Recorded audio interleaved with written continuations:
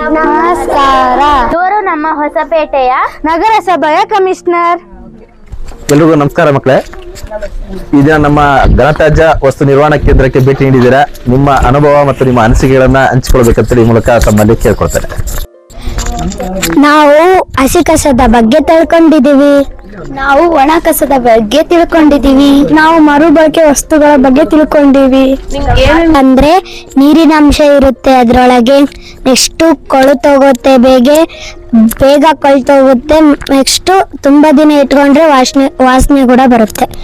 ಅದಕ್ಕ ಬೇರೆ ಸಪ್ರೇಟ್ ಇಡ್ಬೇಕು ನಾವು. ಹಸಿ ಕಸ ಉಪಯುಕ್ತನ ನಿರುಪಯುಕ್ತನ? ಹಸಿ ಕಸದಿಂದ ಏನ್ ತಯಾರಾಗತ್ತೆ?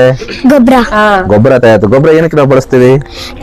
ಗಿಡಗಳ ಪೋಷಕಾಂಶ ಆಗಿ ನಾವು ಬಳಸ್ತೀವಿ, ಹೌದಲ್ವಾ? ಹಸಿ ಕಸ ನಮಗೆ ಉಪಯುಕ್ತ, ಹೌದಲ್ವಾ? Okay, next.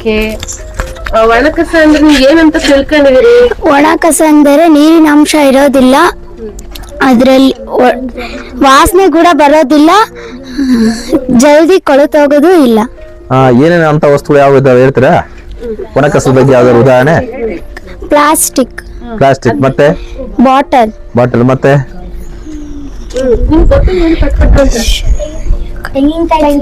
ತೆಂಗಿನಕಾಯಿ ಚಿಪ್ಪುಗಳು, ಪೇಪರ್, ಓಕೆ. ಚಾಕ್ಲೇಟ್ ಕವರ್, ಕೊಟ್ಟೆ, okay. Chocolate cover, okay, very good. ಅದನ್ನೆಲ್ಲ ಏನ್ ಮಾಡ್ತಾರೆ? ಅದನ್ನೆಲ್ಲ ಇಲ್ಲೆಲ್ಲ ಏನ್ ಮಾಡ್ತಾರೆ? ಮರುಬಳಕೆ ಮಾಡ್ತಾರೆ. ಮರುಬಳಕೆ ಏನ್ ಮಾಡ್ತಾರೆ? ಅದನ್ನ ಬೈಂಡ್ ಮಾಡ್ತಾರೆ. ಬೈಂಡ್ ಮಾಡಿದ್ರಲ್ಲ, ನೋಡಿದ್ರ ನೀವು? ಪ್ಲಾಸ್ಟಿಕ್ ನ ಬೈಂಡ್ ಮಾಡಿದ್ರ, ನೋಡಿದ್ರ ಒಳಗಡೆ? ಓಕೆ. ಮತ್ತೆ ನೀವು ಏನ್ ತಿಳ್ಕೊಂಡ್ರಿ ಇದ್ರ ಬಗ್ಗೆ? ಒಣ ಕಸ ಇಂದ ಮರುಬಳಕೆ ಮಾಡ್ಬೋದು ಸರ್. ಯಾವ ರೀತಿ ಮಾಡ್ಬೋದು? ಅಂದ್ರೆ ಇವಾಗ ಯಾವ್ದಾವ್ದೆಲ್ಲ ಯಾವ್ಯಾವ ಮರುಬಳಕೆ ಮಾಡ್ತಾರೆ? ಬಾಟಲ್, ಸ್ಲಿಪ್ಪರ್ಸ್, ಮತ್ತೆ ತೆಂಗಿನ ಚಿಪ್ಪುಗಳು, ಓಕೆ. ಗಾಜಿನ ಬಾಟಲ್ಸ್, ವೆರಿ ಗುಡ್. ಪೇಪರ್ ಅವೆಲ್ಲ ಮರುಬಳಕೆ ಮಾಡ್ಬೋದು ಸರ್. ಪ್ಲಾಸ್ಟಿಕ್ ಅವನ್ನೆಲ್ಲ ಮರುಬಳಕೆ ಮಾಡ್ಬೋದು. ಸರ್, ನೀವು ಕಸವನ್ನ ಆಯ್ಕೆ ಮಾಡ್ತಿರಲ್ಲ ಸರ್, ಅವಾಗ ನಿಮಗೆ ಗಾಜಿನಿಂದ ಗಾಯ ಆಗಲ್ಲ? ಅದಕ್ಕೆ ನಾವು ಹೇಳೋದು, ಪ್ರತಿಯೊಬ್ಬರು ಕೂಡ ನಮ್ಮ ಪೌರ ಕಾರ್ಮಿಕರು ಬಂದಾಗ ಹಸಿ ಕಸ, ಒಣ ಕಸ ಮತ್ತು ಗಾಜ್ ಅಂದ್ರೆ ಅಪಾಯಕಾರಿ ವಸ್ತುಗಳನ್ನ ಸೆಗ್ರಿಗೇಷನ್ ಮಾಡಿ ಕೊಡ್ಬೇಕಂತ ನಾವು ನಿಮ್ಗೆ ಕೇಳೋದು. ಪ್ರತಿದಿನ ಬಂದ ಗಾಡಿಲೆಲ್ಲ ಕೇಳ್ತಾರೆ, ಹಸಿ ಕಸ ಸಪರೇಟ್ ಕೊಡಬೇಕು, ಒಣ ಕಸ ಕೊಡಬೇಕು. ಯಾಕಂದ್ರೆ ಅವರು ಕೂಡ ಮನುಷ್ಯರು, ನಮ್ಮ ಪೌರ ಕಾರ್ಮಿಕರು, ನಮ್ಮ ಸ್ವಚ್ಛತಾ ಕೆಲಸಗಾರರು ಇದಾರಲ್ಲ, ಅವ್ರಿಗೆಲ್ಲ ನೀವು ಸೆಗ್ರಿಗೇಷನ್ ಮಾಡಿ ಕೊಟ್ಟರೆ ಅವರಿಗೆ ಅಪಾಯನ ತಪ್ಪಿಸಬಹುದು. ಹಾಗಾಗಿ ಅದನ್ನ ರಿಕ್ವೆಸ್ಟ್ ಮಾಡಿ ನಿಮ್ಮ ಹತ್ರ ನೀವು ಪ್ರತಿಯೊಬ್ಬರು ಈಗ ತಿಳ್ಕೊಬೇಕು ಏನಂತಂದ್ರೆ, ನೀವು ಹಸಿ ಕಸ ಮತ್ತು ಒಣ ಕಸ ಮತ್ತೆ ಗಾಜುಗಳನ್ನ ಸಪರೇಟ್ ಆಗಿ ಮಾಡಿ ಕೊಡೋದ್ರಿಂದ ಅದನ್ನ ಕ್ಯಾರಿ ಮಾಡ್ಲಿಕ್ಕೆ ಅನುಕೂಲ ಆಗುತ್ತೆ ಗಾಡಿಗಳಲ್ಲಿ. ಸರ್, ನಾವು ನಿಮ್ಮನ್ನ ಕೀಳಾಗಿ ನೋಡ್ತೀವಲ್ಲ ಸರ್, ನಮಗಿನ್ನ ನೀವು ಜಾಸ್ತಿ ಹೊತ್ತು ನಮ್ಗೆ ರಕ್ಷಣೆ ಕೊಡ್ತೀರಾ ಸರ್. ನೀವು ಹಸಿ ಕಸ ಆಗಿರ್ಲಿ, ಒಣ ಕಸ ಆಗಿರ್ಲಿ, ಹಸಿ ಕಸದಿಂದ ಗೊಬ್ಬರವನ್ನು ಮಾಡ್ತೀರಾ ಸರ್.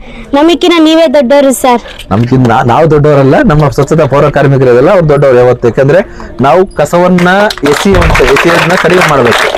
ನಾವು ಗೌರವ ಕೊಡ್ಬೇಕಂದ್ರೆ ಹಸಿ ಕಸ, ಒಣ ಕಸ ಅಂತ ವಿಂಗಡಣೆ ಮಾಡಿ ಅವರಿಗೆ ಕೊಟ್ರೆ ಅದೇನೇ ನೀವು ಕೊಡ್ತಕ್ಕಂಥ ದೊಡ್ಡ ಗೌರವ. ಸರ್, ನೀವು ಇದನ್ನ ಹಸಿ ಕಸ, ಒಣ ಕಸ ಮಾಡ್ತೀರಾ ಸರ್, ಇದು ಎದಕ್ ಮಾಡ್ತೀರಿ? ಇದನ್ನ ಯಾರು ಸ್ಥಾಪಿಸಿದ್ರು? ಇದನ್ನು ಸ್ಥಾಪಿಸುವ ಉದ್ದೇಶ ಏನಂತಂದ್ರೆ, ನಾವೆಲ್ಲ ಕಸಗಳನ್ನ ನಮ್ಮ ಊರಲ್ಲಿ ಎಲ್ಲಿ ಬೇಕಾದಲ್ಲಿ ಸಾರ್ವಜನಿಕ ಪ್ಲೇಸ್ ಅಲ್ಲಿ ಹಾಕೋದ್ರಿಂದ ಸಾರ್ವಜನಿಕರ ಆರೋಗ್ಯಕ್ಕೆ ತೊಂದರೆ ಆಗುತ್ತೆ.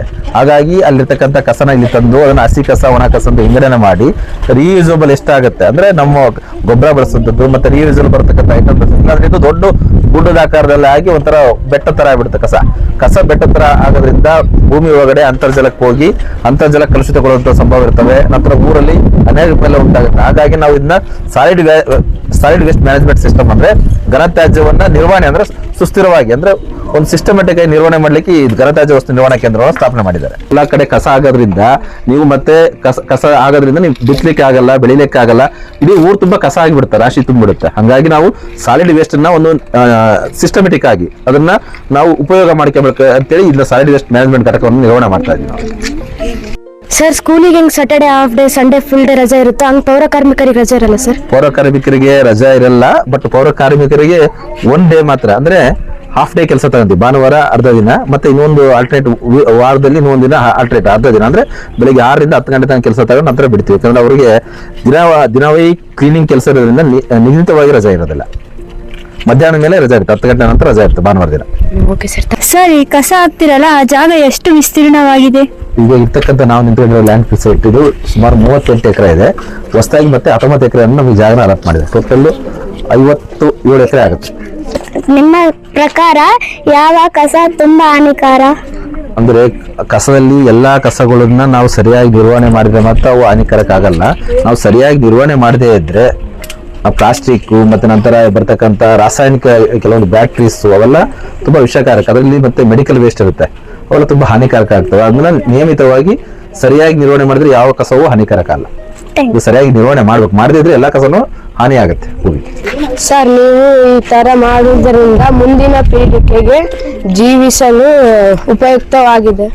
ಅದಕ್ಕೆ ಹೇಳಿದ ಸುಸ್ಥಿರ ಅಭಿವೃದ್ಧಿ ಅಂತ ಕರೆದ್ರೆ ನಾವು ಏನನ್ನ ಅನುಭವಿಸ್ತೀವಿ, ನಾವು ಈಗೇನು ನಾವು ಒಳ್ಳೆ ಗಾಳಿ ಬೆಳಕು ನೀರು ನಾವೇನು ಕುಡಿದು ಅನುಭವಿಸ್ತೀವಿ ಅದೇ ಜೀವನದ ಗುಣಮಟ್ಟವನ್ನ ಮುಂದಿನ ಪೀಳಿಗೆ ವರ್ಗಾಯಿಸದೆ ಸುಸ್ಥಿರ ಬೆಳವಣಿಗೆ ಅಂತ ಕರಿತೀವಿ. ಹಾಗಾಗಿ ಸಾಲಿಡ್ ವೇಸ್ಟ್ ಮ್ಯಾನೇಜ್ಮೆಂಟ್ ಘಟಕ ಇರೋದು ಉದ್ದೇಶ ಏನಂದ್ರೆ ಈಗಿರ್ತಕ್ಕಂಥ ವಾತಾವರಣ ಮುಂದೆ ಉಳಿಸ್ಕೊಂಡು ಹೋಗ್ಬೇಕು. ಹಾಗಾಗಿ ನಾವು ಅದಕ್ಕಾಗಿ ನಾವು ಸಾಲಿಡ್ ವೇಸ್ಟ್ ಮ್ಯಾನೇಜ್ಮೆಂಟ್ ಘಟಕ ಮಾಡಿರೋದು. ಥ್ಯಾಂಕ್ ಯು ಸರ್ ನಿಮಗೆ ಇದು ಹಸಿ ಕಸನಿಂದ ಗೊಬ್ಬರ ಮಾಡ್ತಿರಲ್ಲ ಸರ್, ಅದರಿಂದ ಕಷ್ಟ ಆಗೋದಿಲ್ಲ? ನೋಡಿ, ಹಸಿ ಕಸನ ಸೆಗ್ರಿಗೇಷನ್ ಮಾಡಿಕೊಟ್ರೆ ಅದನ್ನ ಗೊಬ್ಬರ ಮಾಡೋದು ಕಷ್ಟ ಆಗಲ್ಲ. ಸೆಗ್ರಿಗೇಷನ್ ಇಲ್ಲದೆ ನೀವೆಲ್ಲ ಕೊಟ್ರೆ ಅಂದ್ರೆ ನೀವು ಜನರೆಲ್ಲ ಕೊಟ್ರೆ ಇಲ್ಲಿ ಸೆಗ್ರಿಗೇಟ್ ಮಾಡೋದು ತುಂಬಾ ಕಷ್ಟ ಆಗುತ್ತೆ. ಯಾಕಂದ್ರೆ ಇಲ್ಲಿ ಇಕ್ವಿಪ್ಮೆಂಟ್ಸ್ ಮತ್ತು ಮ್ಯಾನ್ ಪವರ್ಸ್ ಎಲ್ಲ ವೇಸ್ಟ್ ಆಗುತ್ತೆ ಅವರಿಂದ. ಹಾಗಾಗಿ ದಯವಿಟ್ಟು ಎಲ್ಲರೂ ಕೂಡ ಹಸಿ ಕಸ ಮತ್ತು ಒಣ ಕಸನ ಸೆಗ್ರಿಗೇಷನ್ ಮಾಡಿಕೊಟ್ರೆ ನಮಗೆ ಇಲ್ಲಿ ಅದನ್ನ ನಿರ್ವಹಣೆ ಮಾಡ್ಲಿಕ್ಕೆ ಅನುಕೂಲ ಆಗುತ್ತೆ. ಸರ್ ನಿಮಗೆ ಕಸ ತೆಗೆಯುವ ಕೆಲಸದಿಂದ ತೊಂದರೆ ಆಗುತ್ತಾ ಸರ್, ಅಥವಾ ಗಾಯ ರೋಗಗಳು ಬಂದಿದೆಯಾ? ನೋಡಿ, ಇದು ತುಂಬಾ ರಿಸ್ಕಿ ಜಾಬ್ ನಮ್ಮ ಪೌರ ಕಾರ್ಮಿಕರು. ಯಾಕಂದ್ರೆ ಪ್ರತಿಯೊಂದು ಅನೈರ್ಮೇಲ ವಾತಾವರಣದಲ್ಲಿ ಕೆಲಸ ಮಾಡ್ತಾರೆ. ಅಂದ್ರೆ ಪ್ರತಿಯೊಬ್ಬರು ಗಾಜು ಅಥವಾ ಬಾಟಲ್ಗಳು ಮತ್ತೆ ಕೆಲವು ಸೂಜಿ ಇಂಜೆಕ್ಷನ್ ಅವೆಲ್ಲ ಇರ್ತವೆ. ಅದನ್ನೆಲ್ಲ ಸೆಗ್ರಿಗೇಟ್ ಮಾಡಿ ಕೊಟ್ರೆ ತೊಂದರೆ ಆಗಲ್ಲ. ಒಂದ್ ವೇಳೆ ಹಾಗೆ ಕೊಟ್ಬಿಟ್ರೆ ಏನಾಗುತ್ತೆ, ಕೈಗೆ ಚುಚ್ಚುವಂತ ಸಂಭವ ಇರುತ್ತೆ, ಗಾಯ ಆಗುವಂತ ಸಂಭವ ಇರುತ್ತೆ. ಹಾಗಾಗಿ ಪ್ರತಿಯೊಬ್ಬರು ಕೂಡ ನೀವು ಸೆಗ್ರಿಗೇಷನ್ ಮಾಡಿ ಪ್ರತಿಯೊಂದು ಕಂಪಾರ್ಟ್ಮೆಂಟ್ ಅಲ್ಲಿ ಕೊಡ್ಬೇಕು. ನೀವು ಹಸಿ ಕಸ ಸಪರೇಟು, ಒಣ ಕಸ ಸಪರೇಟು, ನಂತರ ಮೆಡಿಕಲ್ ವೇಸ್ಟ್ ಸಪರೇಟು, ನಂತರ ಹಜಾರ್ಡಸ್ ವೇಸ್ಟ್ ಅಂದ್ರೆ ನೀವು ಕೈ ಯಾವ್ದಾದ್ರು ಗಾಜು ಅಂದ್ರೆ ಹರಿತವಾದಂತ ವಸ್ತುಗಳನ್ನ ಒಂದು ಸಪರೇಟ್ ಕೊಡ್ಬೇಕು. ಈ ತರ ಕೊಡೋದ್ರಿಂದ ನಮ್ಗೆ ಏನು ತೊಂದರೆ ಆಗಲ್ಲ. ಬಟ್ ನೀವು ಸೆಗ್ರಿಗೇಟ್ ಮಾಡಿದ್ರೆ ಕೊಡದೇ ಇದ್ರೆ ನಮ್ಮ ಪೌರ ಕಾರ್ಮಿಕರು ಇದನ್ನ ಸೆಗ್ರಿಗೇಟ್ ಮಾಡ್ಲಿಕ್ಕೆ ತುಂಬಾ ಅನಾನುಕೂಲ ಆಗುತ್ತೆ. ಸರ್ ಬರೀ ಹೊಸಪೇಟೆ ಕಸ ಇದೆಯಾ, ಸುತ್ತಮುತ್ತ ಹಳ್ಳಿ ಕಸ ಕೂಡ ಇದೆ? ನೀವು ಕಾಣ್ತಿರೋದು ಕಸ ಮಾತ್ರ ಹೊಸಪೇಟೆ ನಗರಸಭೆ ಕಸ ಮಾತ್ರ ಇರೋದು. ಇನ್ನು ಹಳ್ಳಿ ಕಸಗಳು ಮತ್ತೆ ಹಳ್ಳಿಯಲ್ಲಿ ಒಂದು ಘನತ್ಯಾಜ್ಯ ವಸ್ತು ನಿರ್ವಹಣಾ ಘಟಕ ಇರ್ತವೆ, ಅಲ್ಲಿ ಇರ್ತದೆ. ಹಾಗಾಗಿ ಹೊಸಪೇಟೆ ಸಿಟಿದೆ ಕಸ ಇಷ್ಟು ದೊಡ್ಡದಿದೆ. ಹಾಗಾಗಿ ಕಸ ನಿಮಗೆ ಅಲ್ಲಿ ಕಾಣೋದಿಲ್ಲ ಊರಲ್ಲಿ. ಬಟ್ ಇಲ್ಲಿ ಬಂದು ನೋಡಿದಾಗ ಎಷ್ಟು ಪ್ರಮಾಣದ ಕಸ ಬರುತ್ತೆ ಅಂತ ನಿಮ್ಗೆ ಗೊತ್ತಾಗುತ್ತೆ. ನಮ್ದು ಹೊಸಪೇಟೆದೆ 1 ಟನ್ ಅಂತಂದ್ರೆ ನೀರಲ್ಲಿ 5-7 ಸೇರಿ 1 ಟನ್, ಒಂದು 250 ಟನ್ ಬರ್ಬೋದು. ಓನ್ಲಿ ನಗರಸಭೆಗಳು ಮಾತ್ರ ಕಸ. ಹಳ್ಳಿ ಲೆಕ್ಕಕ್ಕೆ ಹಾಕಿದ್ರೆ ಇನ್ನೂ ಸುಮಾರು ಅಂತಂದ್ರೆ ಒಂದು 6-7 ಟನ್ ಬರ್ಬೋದು ಅನ್ಸುತ್ತೆ, ಐ ಥಿಂಕ್. ಅಲ್ಲಿ ಸಾಲಿಡ್ ವೇಸ್ಟ್ ಮ್ಯಾನೇಜ್ಮೆಂಟ್ ಘಟಕಗಳು ಇದಾವೆ, ಹಳ್ಳಿಲಿ ಇದೆ, ಗ್ರಾಮ ಪಂಚಾಯತ್ ಸಣ್ಣ ಮಾಡಿದ್ರೆ ಈಗ ಸ್ಥಾಪನೆ ಆಗಿದಾವೆ. ಈಗ ಫಾರ್ ಎಕ್ಸಾಂಪಲ್ ಇಲ್ಲಿ ಸುತ್ತಮುತ್ತ ಹಳ್ಳಿ ಅಂದ್ರೆ ಯಾವುದು? ಗಾದಿನೂರು ಇದೆ, ಗಾದಿನೂರು ಮತ್ತೆ ಮಲ್ಪನಗುಡಿ ಇಲ್ಲಿ ಚೆನ್ನಾಗಿದೆ. ಮಲ್ಪನಗುಡಿ ಇದೆ, ಮಲ್ಪನಗುಡಿ ವಿಸಿಟ್ ಮಾಡ್ಬೋದು. ಅಲ್ಲಿ ಅಂದ್ರೆ ಆ ಕಡೆ ಎಲ್ಲ ಓಡಾಡ್ತೀವಿ, ಮಲ್ಪನಗುಡಿ ಎಲ್ಲ. ಮಲ್ಪನಗುಡಿ, ಕದಿರಾಂಪುರ, ಹಂಪಿ ಅಲ್ಲೆಲ್ಲ ಇದೆ. ಮಲ್ಪನಗುಡಿ ಇದೆ, ಆ ವೇಸ್ಟ್ ಯಾವುದು ಇಲ್ಲಿ ಬರಲ್ಲ. ಓನ್ಲಿ ನಗರಸಭೆ ವ್ಯಾಪ್ತಿಗೆ ಸಂಬಂಧಪಟ್ಟಂತ ಕಸ ಮಾತ್ರ ಇಲ್ಲಿ ಬರೋದು. ನಗರಸಭೆ ಅಂತ ಹೇಳಿದ್ರೆ ಜಸ್ಟ್ ಟೌನ್ 120 ಬರುತ್ತೆ, ಅವರೇಜ್ ಬರ್ತಾ ಇದೆ. ಅದೆಲ್ಲ ಹಸಿ ಕಸ ಒಂದು 60%, ಇದೆಲ್ಲ 40% ವೇಟ್ ವೇಸ್ಟ್ ಇರುತ್ತೆ. ಇದು ಈ ತರ ಸೆಗ್ರಿಗೇಷನ್ ಆಗುತ್ತೆ. ಪ್ರತಿದಿನ 120 ಟನ್ ಕಸ ಬರುತ್ತಲ್ಲ, ಈ ಕಸನೆಲ್ಲ ಸಂಗ್ರಹ ಮಾಡಿದ್ ನೋಡಿದ್ರೆ ತುಂಬಾ ಸಾಕಾಯ್ತು.